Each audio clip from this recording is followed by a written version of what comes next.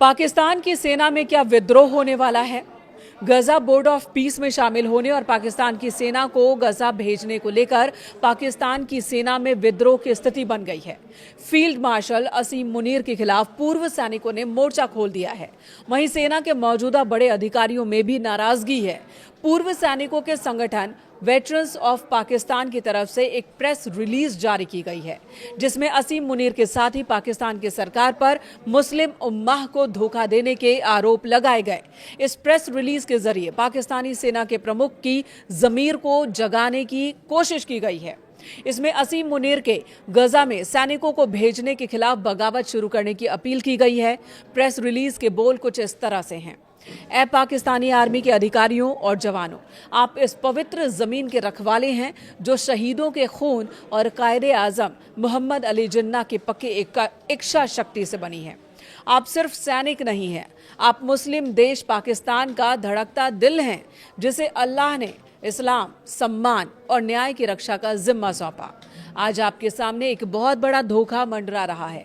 गजा के लिए ट्रंप के तथाकथित बोर्ड ऑफ पीस में पाकिस्तान की लीडरशिप और संस्थाओं का सीधे या फिर अप्रत्यक्ष रूप से शामिल होना। इन पूर्व सैनिकों का कहना है कि इस बोर्ड में यहूदी और ईसाई साथ साथ बैठे हैं, जो अल कुद्स पर कब्जा करने वालों को सही ठहरा रहे हैं, जबकि दबे कुचले फिलिस्तीनियों की सच्ची आवाज को बाहर रखा गया। अमेरिकी साम्राज्यवाद और ज़ियोनिस्ट डिजाइन से पैदा हुई इस संस्था में पाकिस्तान का शामिल होना इस्लाम के दुश्मनों से हाथ मिलाने जैसा है।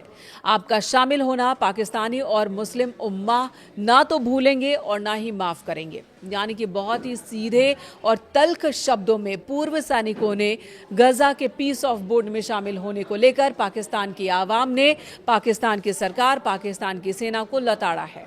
साथ ही इन पूर्व सैनिकों ने चेतावनी भी दी है कि इस गठबंधन को तुरंत और बिना किसी शर्त के खारिज कर दें, नहीं तो अंजाम भुगतने को तैयार रहें।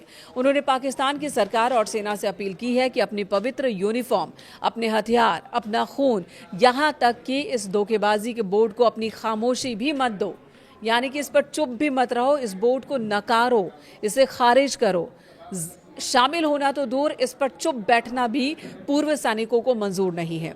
कायदे आजम की हमेशा रहने वाली मांग पर अड़े रहो। एक ऐसा पाकिस्तान जो मुस्लिम सम्मान, संप्रभुता और कब्जे वाली जमीनों की आज़ादी के लिए बिना किसी समझौते के खड़ा हो।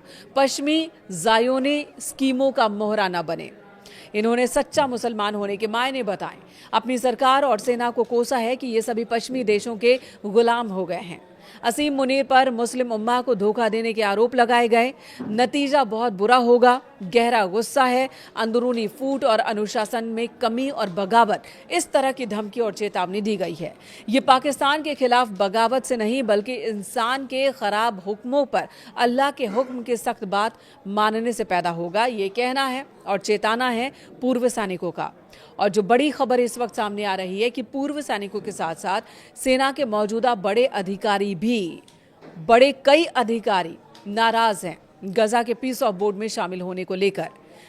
साथ ही ये भी कहा गया है लीडरशिप से कि तुम अल्लाह के सामने उस दिन जवाबदेह होगे जब ना तो दौलत काम आएगी और ना ही ओहदा। इससे पहले कि बहुत देर हो जाए, इस रास्ते से तौबा कर लो, शांति बोर्ड से हट जाओ और शांति बोर्ड को खारिज करो, उसके अस्तित्व को भी खारिज करो, क्योंकि ये बोर्ड अल्लाह के खिलाफ है।